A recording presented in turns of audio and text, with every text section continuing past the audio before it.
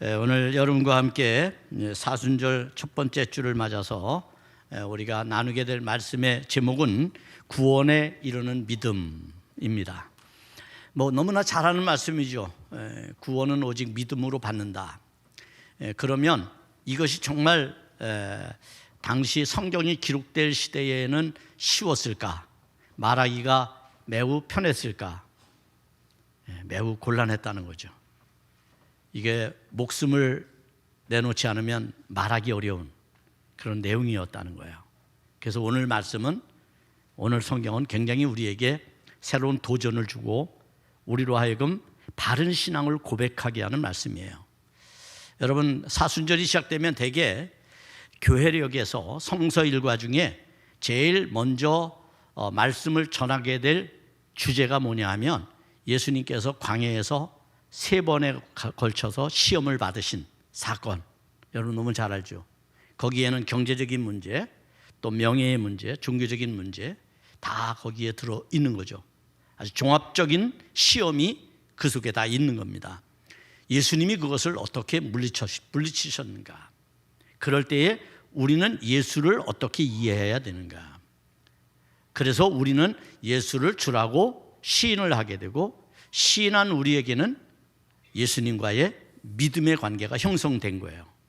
그렇기 때문에 그 믿음만이 우리를 구원한다라고 하는 설정이 가능해지는데, 오늘 그 본문에 대한 이야기를 함께 나눠보고자 하는 겁니다. 생텍쥐벨이라고 하는 아주 유명한 작가가 어린 왕자라고 하는 동화책을 썼어요. 저게 바로 그건데요. 너무 유명한 책이죠. 가평에 가면 이 어린 왕자에 관한 스토리를 담고 있는 그러한 아주 아름다운 그런 집이 있어요. 거기를 가보면 매력을 느낄 거예요, 여러분들. 거기에 여러 스토리들이 있고, 그런데 어린 왕자의 이런 이야기가 있습니다. 어떤 장사꾼이 어린 왕자에게 소위 물건을 팔아요. 약을 팔아요. 약을. 우리가 흔히 어떤 사람들이 막 허풍을 떨고 막 거짓말을 부리면, 야, 왜 약 팔어 그러죠? 약이라는 건 그런 것 같아요. 물론 진실된 약은 우리를 치료하지만, 건강에 도움이 되지만, 그렇지 못한 것은 오히려 해가 될 수도 있어요. 약을 팔면서 이렇게 얘기를 하는 겁니다. 이 약 한 알이면, 이 약 하나 일주일 동안 물 생각을 안 합니다. 목이 마르지 않습니다. 물을 찾지 않을 겁니다. 어린 왕자에게 그렇게 약을 팔아요. 어린 왕자가 이렇게 묻습니다. 왜 그러면 그런 약을 먹어야 됩니까? 장사꾼이 말하죠. 시간을 아낄 수 있잖아요. 그 약을 먹으면 물 먹을 시간, 물 찾는 시간 아낄 수 있잖아요. 연구가들에 의하면 일주일에 물을 찾는 인간의 시간이 53분이랍니다. 1시간 가까이 되는 거예요. 53분을 아낄 수 있으니까 이 약을 사서 드십시오. 이렇게 이제 어린 왕자에게 얘기한 겁니다. 그럴 때 어린 왕자가 뭐라고 말하는? 그러면 53분의 시간을 얻어서 사람들은 뭐 합니까? 그리고 질문을 했더니 장사꾼이 말합니다. 어떤 사람은 53분 동안 돈을 더 벌어요. 일을 더 할 수 있어요. 낮잠을 자지요. TV를 보고요. 게임을 할 수도 있어요. 그래서 여러 일상의 삶들을 막 자랑하듯 얘기했습니다. 53분의 시간이 얼마나 값어치 있는 시간인지를 막 자랑한 겁니다. 이때 어린 왕자가 뭐라고 대답을 했느냐 하면, 이렇게 중얼거리며 대답했습니다.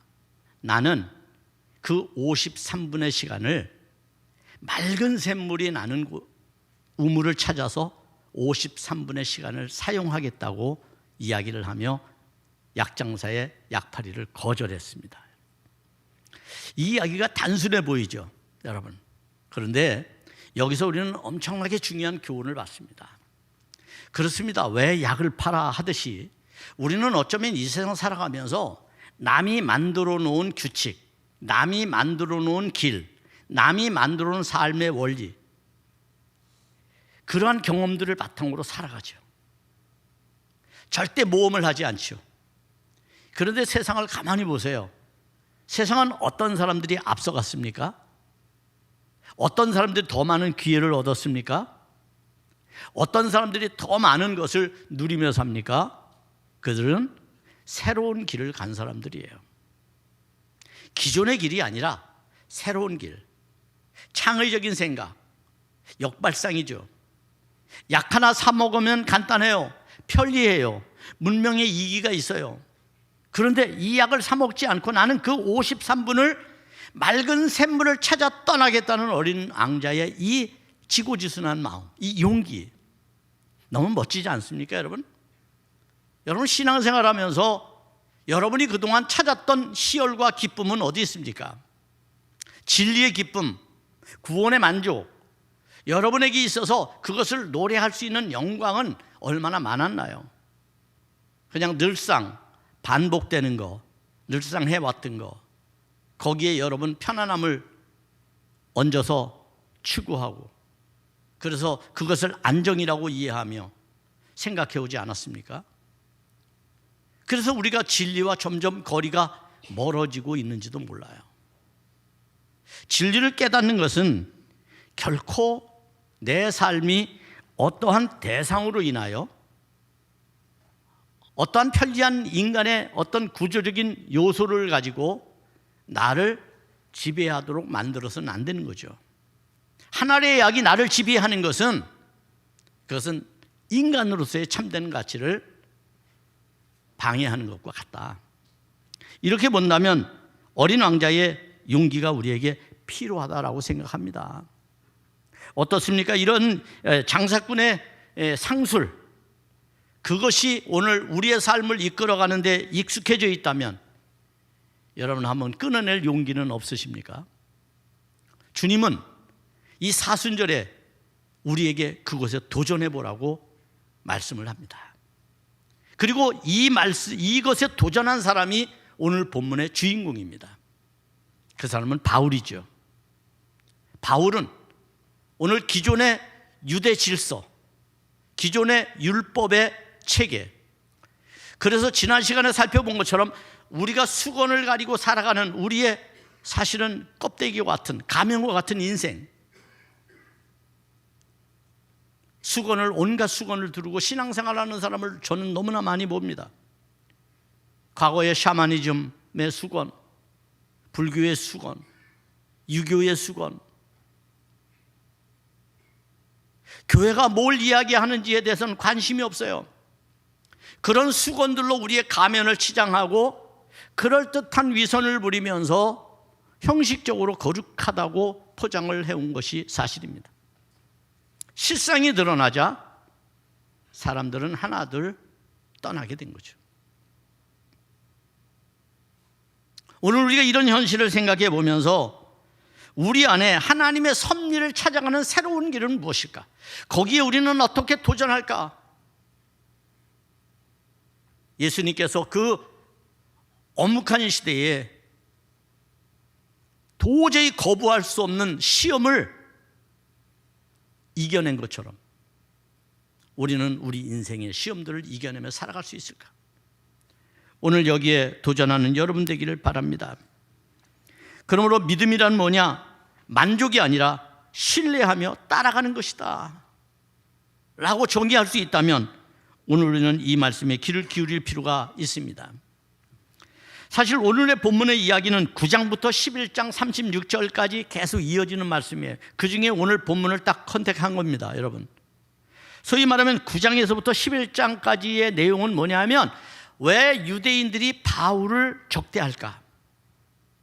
같은 민족, 같은 동족이잖아요. 그런데 그들은 바울을 정말 죽기를 바랄 만큼 싫어했어요. 바울이 자신들의 원수였대요.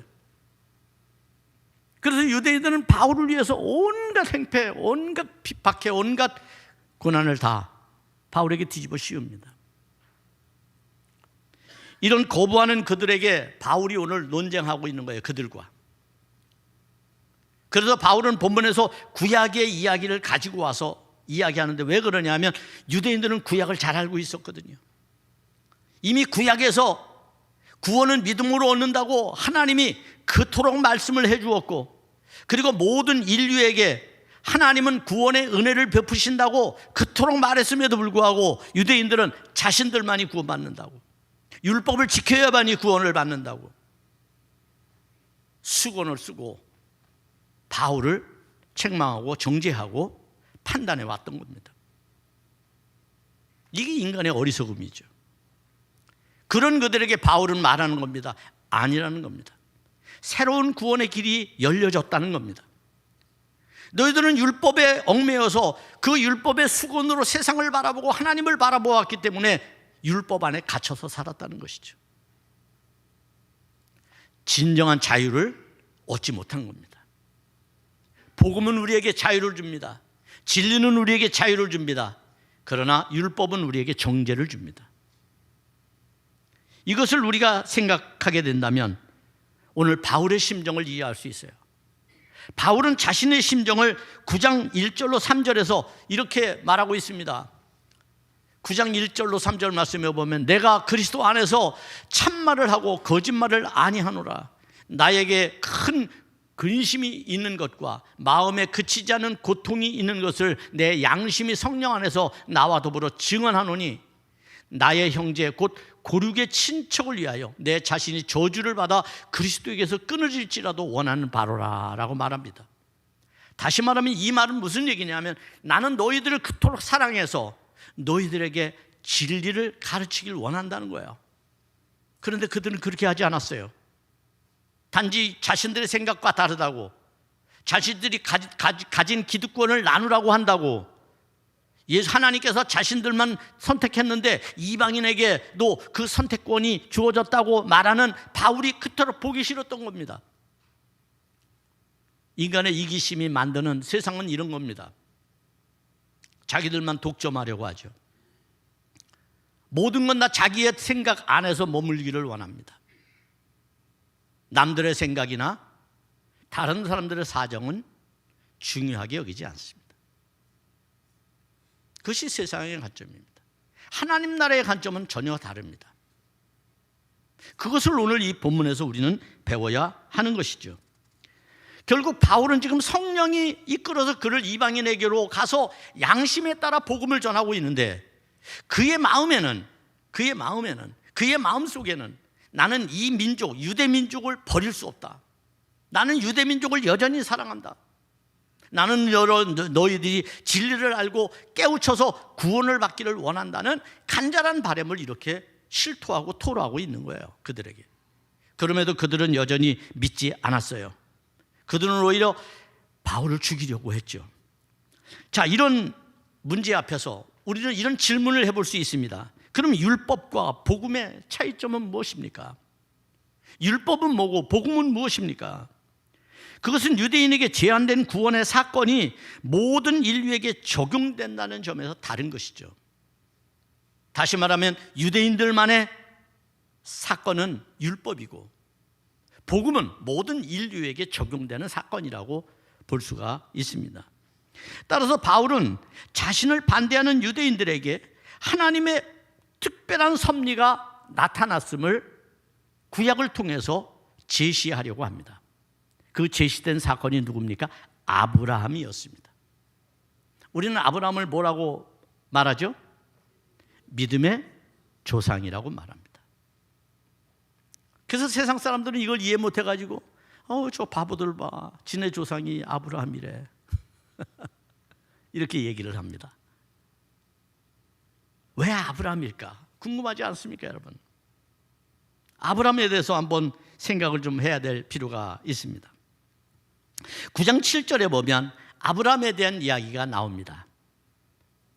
그래서 또 아브라함의 씨가 다 그의 자녀가 아니라 오직 이삭으로부터 난 자라야 내 씨라 불리리라 라고 말씀하셨죠. 일전에 예수님께서 복음을 전하실 때 여리고로 갔어요. 근데 삭개오라고 하는 사람이 여리고에서 예수님을 만나요. 그리고 삭개오가 뭐라고 말해요? 내가 이제까지 사기를 쳐서 모은 모든 재산의 4배를 그 사람들에게 갚겠습니다, 이렇게 말하죠. 그러자 예수님이 뭐라고 선언하십니까? 이 삭개오도 아브라함의 자손이다라고 말합니다. 그 말은 무슨 얘기? 구원을 선포하는 말입니다. 다시 말하면 아브라함의 자손이라고 하는 얘기는 아브라함으로부터 시작된 구원의 필요 조건적인 믿음의 권속 안에 들어와 있는 형제 자매라는 말이고 그 백성이라는 뜻이에요. 그러니까 우리가 하나님의 자녀들이라는 말의 의미는 모두 이 믿음과의 관계 속에서 이루어진 관계라는 겁니다. 그것이 성경이 말씀하고 있는 거예요. 그러면 아브라함이 얼마나 중요한 사람이에요? 왜 아브라함이 그토록 중요할까요, 여러분? 이것을 알 때 성경의 놀라운 반전은 우리에게 기쁨이 됩니다. 여러분, 철학자들이 이런 얘기를 합니다. 존재론적 책임이라고 하는 얘기를 합니다. 존재론적 책임. 인간이라고 하는 것은 나 혼자 존재하는 게 아니라 존재하는 데 대한 책임이 있다는 거야. 여러분, 이 책임은 누구에게서 찾아요? 타자에게서 찾습니다. 타자, 다른 사람. 가령 예를 들어서 여기 마이크가 있어요. 이 마이크를 제가 돈으로 샀어요. 그럼 내 거죠? 내 거죠? 그죠? 그렇게 생각하잖아요. 그런데 존재론적 책임에서는 내 거라고 생각 안 한다는 거예요. 이것은 모든 사람의 것이야. 왜? 이걸 만든 사람들이 있고, 만들기 위해서 연구한 사람들이 있고, 이 재료를 구입한 사람이 있고, 이것을 어떻게 하면 아름답게 소리가 좋아지도록 그것을 개발하고 발전시킨 사람이 있어. 나는 거기에 대한 응당한 대가를 지불하고 샀을 뿐이야. 사용권이 나에게 있을 뿐이야. 이게 고장나면 다시 어디로 가야 돼요? 돈을 주고 다시 만든 사람에게 가야 돼요. 이런 구조적 원리를 통전적으로 이해하는 사람이죠. 그런 사람은 혼자 자기만의 세계 속에서 살지 않아요. 나 혼자 잘났다고 하면서 살지 않아요. 그래서 인간, 소위 유대인들, 히브리 사람들, 이스라엘 사람들이 발견한 게 뭐예요? 타자를, 그러면 타자와의 관계 속에서만 어떤 완전한 책임이 생겨요? 존재론적 책임이 생겨요? 아니죠. 본래 나라고 하는 존재는 그럼 어디서 왔는가? 이걸 생각하니 하나님이라고 하는 존재를 그들이 알게 된 거죠. 하나님이라고 하는 것은 존재론적 책임에 있어서 가장 최고 최선의 완전의 거룩한 존재로 등장하는 거예요. 그래서 우리는 하나님을 고백하고 하나님의 그러한 통치와 섭리 속에 살아가는 거죠. 그분의 뜻을 우리는 다 할 수 없어요. 우리가 살아가는 것은 제한적이니까, 시간도 공간도 매우 제한되어 있으니까. 그러나 하나님은 그런 분이 아니시잖아요. 그런 하나님 안에서 우리가 어떻게 구원의 조건을 이루어갈까를 생각할 때 가장 중요한 것은 세 가지의 책임이 있다는 것을 깨닫는 겁니다. 인간은 세 가지의 책임. 첫째는 개인적 책임입니다. 나 자신에 대한 책임. 두 번째는 도덕적 책임입니다. 타인과의 관계에서 사회적 존재로서 도덕적 책임. 세 번째는 공동체적인 책임이 있습니다. 공동사회에 대한 책임, 공동체에 대한 책임. 왜? 사람은 사회적 존재니까요. 그러니까 이 세 가지는 우리가 하나님 앞에서 나 자신의 존재를 드러내는데 가장 완전하고 가장 정확한 대답이라는 겁니다. 그러면 왜 아브라함일까라고 말할 때 아브라함은 이 세 가지를 다 드러낸 사람이에요. 아브라함은. 그게 놀라운 점이에요. 여러분, 아브라함 이전에 누가 존재했죠? 대표적인 사람들이 아담, 가인, 노아, 그죠? 아브라함 이전에, 바벨탑 사건 이전에 전부 이 사람들은 원역사에서 굉장히 중요한 그 인간의 실존을 이야기해 주고 있죠. 그러면 자, 개인적 책임이 있어서 아담이 성공했나요? 아담 성공하지 못했어요. 실패했어요. 하나님과의 약속을 파괴했거든요. 욕망을 따라 살았거든요. 두 번째, 도덕적 책임이 있어서 가인은 책임을 감당했나요? 도덕적 책임을 가인은 감당하지 못했어요. 동생을 죽였거든요. 도덕적으로 동생을 죽였어요. 그러면 노아는 공동체적 책임을 가진 사람일까요? 노아도 공동체적 책임에 실패한 사람이에요. 성경을 우리는 노아가 거룩하게 살아서 방주에서 살아났다, 여기에만 관점을 갖고 있죠. 그러나 성경은 그렇게 보질 않아요. 성경은 노아를 왜 실패로 보느냐 하면 결국 노아는 실패했어요. 성경을 읽다 보면 마지막에. 근데 노아는 원래는 처음부터 실패한 거예요. 가만히 보면. 자, 아브라함과 비교해 봅시다. 노아가 왜 실패했는지. 노아는 방주를 만들라고 하나님 앞에 명령을 받고 열심히 방주를 만들었어요. 때로 사람들에게 가서 복음을 전했다고도 우리가 들어요. 근데 그 근거가 없어요. 우리는 이렇게 말하죠. 사람들이 악해서 노아의 말을 안 들었다. 그런데 어디에도 노아가 하나님께 인류 멸망에 대해서 이의를 제기하는 걸 들어본 적이 없어요. 기도하는 걸 들어본 적이 없어요. 그는 자신의 가족과 자식들만 태우고 짐승들, 대표적인 짐승만 태우고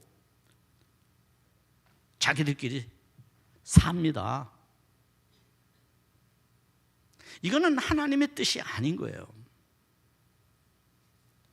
그러면 아브라함에게서 우리는 이 세 속성을 다 찾을 수 있어요. 아브라함에게서.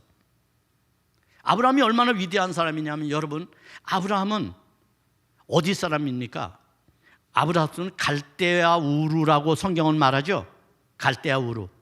갈대라고 하는 것은 갈대를 엮어서 생활하는 집도 짓고 거기 갈대가 그렇게 풍성했나 봐요.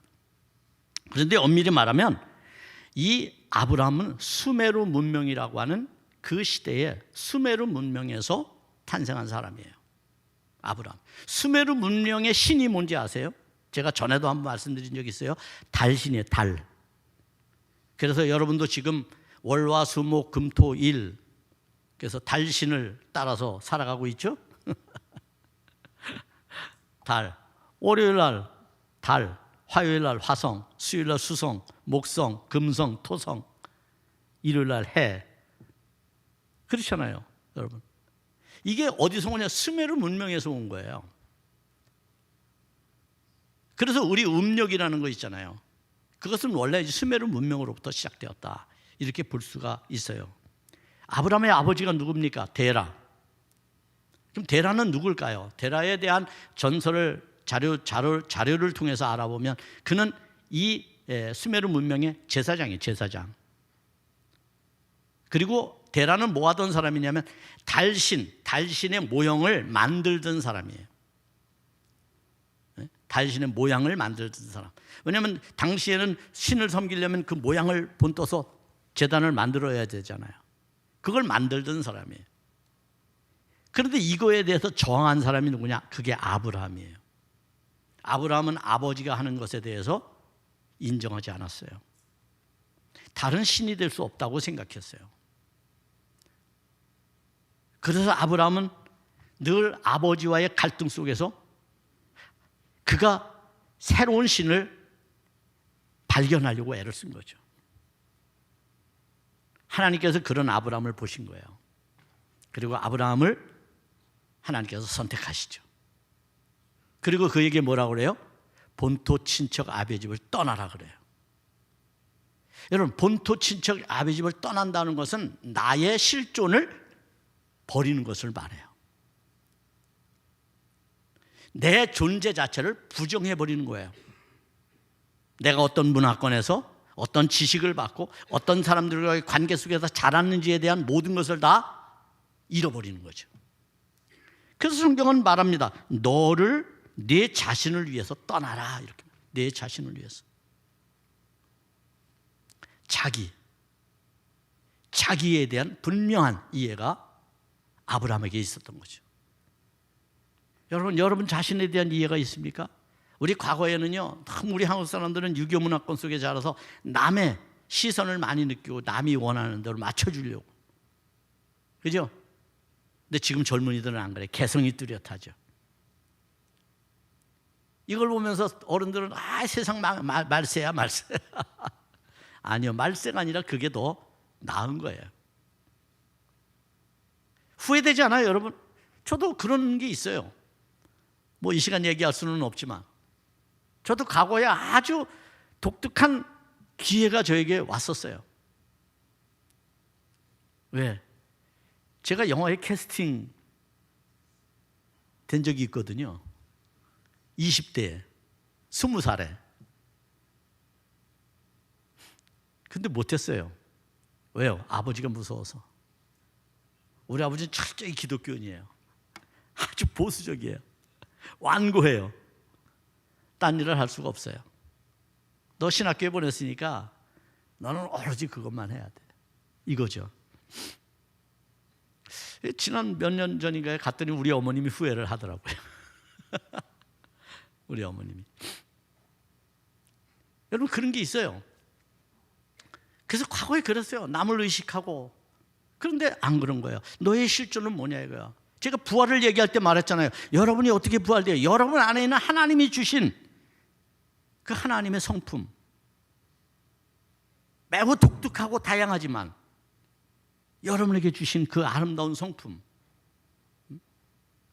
그것 가지고 우리가 부활한다. 결국은 이렇게 함으로써 아브라함은 본토 치적의 아비 집을 떠나요. 그것뿐인가요? 아브라함은 롯 조카에 대한 확실한 보호자가 돼요. 소위 말하면 가인은 동생을 시기해서 죽였지만 롯은 아브라함은 조카 롯을 끝까지 책임져요. 그가 연합군에 의해서 잡혀갔을 때, 전쟁터에 끌려갔을 때 아브라함은 호롤단신으로 군사들을 이끌고 가서 조카 롯을 구해옵니다. 그것뿐인 줄 아세요? 아브라함은 공동체적 책임도 성실히 감당했던 사람이에요. 소돔과 고모라 성이 죄악으로 망하게 되었어요.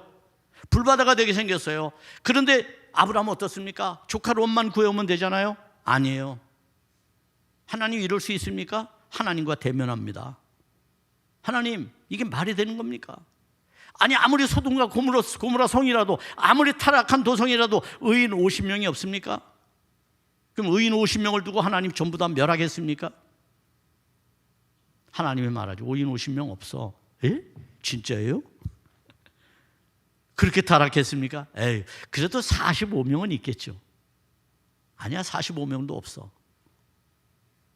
아브라함은 이상하다. 그러면 한 30명은 있지 않겠어요? 40명은 있지 않겠어요? 40명도 없어. 30명은 있겠죠. 없어. 그럼 20명은요? 20명도 없어.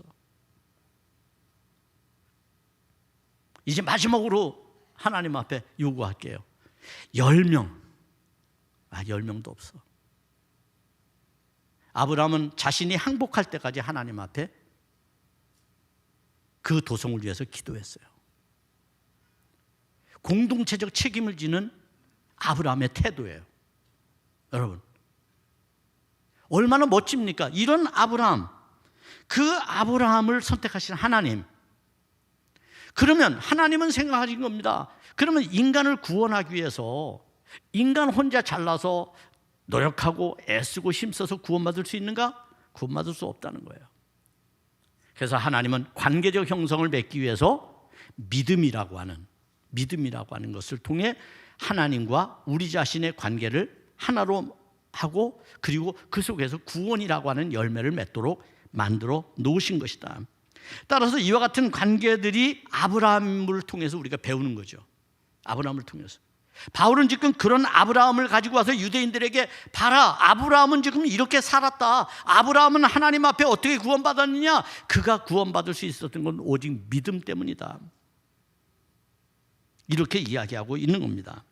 그래서 바울은 기독교적인 구원의 원리에 대해서 이제 유대인들에게 설명을 하고 있지요. 그 설명에서 중요한 것은 뭐냐면 자신이 먼저 하나님 앞에 부활하신 그리스도를 경험한 것입니다. 바울은 자기가 부활하신 예수님을 경험하게 됩니다. 그러면서 자기 안에 있던 율법의 수건이 벗겨졌습니다. 벗겨지고 나니까 그의 안에 자유함이 주어진 거예요. 복음에 대한 자유함이죠. 구원의 통로가 무엇인지를 명확하게 깨달아 알게 된 겁니다. 그것은 내가 예수를 믿으면 구원을 받는다는 거예요. 이게 아브라함이 깨달은 거예요. 그래서 아브라함은 그 길로 복음을 전하기 시작한 겁니다. 이때 믿음을 통해 구원이라는 바울의 가르침은 결코 값싸지 않습니다, 여러분. 값싼 구원이 아닙니다. 이것은 값싼 은혜가 아닙니다. 얼마나 쉬워요. 입으로 시인해서 나 예수 믿어요. 그럼 구원받는다는 거 아니에요. 근데 거기에 너무 천착해 있으면, 빠져 있으면 어떤 일이 생기느냐? 나의 책임, 존재론적 책임을 망각해버리고 말아요. 그래서 온전한 그리스도인으로 살지 못하게 되는 것이죠. 소위 말하면 희생을 요구하지 않는 은혜, 이것은 진짜 은혜가 아니라는 거예요. 이 은혜에 대해서 말한 사람이 누구냐 하면 그 사람이 바로 독일의 양심의 그런 신학자이면서 목회자이신 보네포 목사님이에요. 보네포 목사님. 보네포 목사님은 2차 대전 때에 자기만 구원받으면 된다고 하는 그 나르시즘에 빠져 살아가고 있는 독일 국민들에게, 독일 기독교인들에게 비판을 했던 사람이에요. 값싼 은혜를 갖고 살지 말아라. 예수 그리스도가 자기를 전부 내어준 것처럼 우리 자신을 내어주지 않는 신앙은, 그것은 값싼 은혜에 불과한 것이다 라고 말하는 것이죠. 그렇다면 구체적으로 예수 그리스도를 믿는다는 것은 무엇일까요? 그것을 바울은 신명기를 인용하면서 전형적인 어투로 표현합니다. 소위 오늘 9절 10절의 말씀입니다. 입으로 주를 시인하며 마음으로 믿는다는 것이죠. 내가 만일 내 입으로 예수를 주로 시인하며 또 하나님께서 그를 죽은 자 가운데서 살리신 것을 내 마음으로 믿으면 구원을 받으리라. 입으로 시인하고 마음으로 믿으면 구원받는다. 말이라고 하는 것은 어디서 나오죠? 마음에서 나오는 거예요. 머리에서 나오는 게 아니라 말은. 그래서 마음 먹기에 달린 거예요. 여러분, 마음에서 나오는 거예요. 마음에 예수 그리스도를 두면 입으로 예수 그리스도에 대해서 말하게 돼 있어요.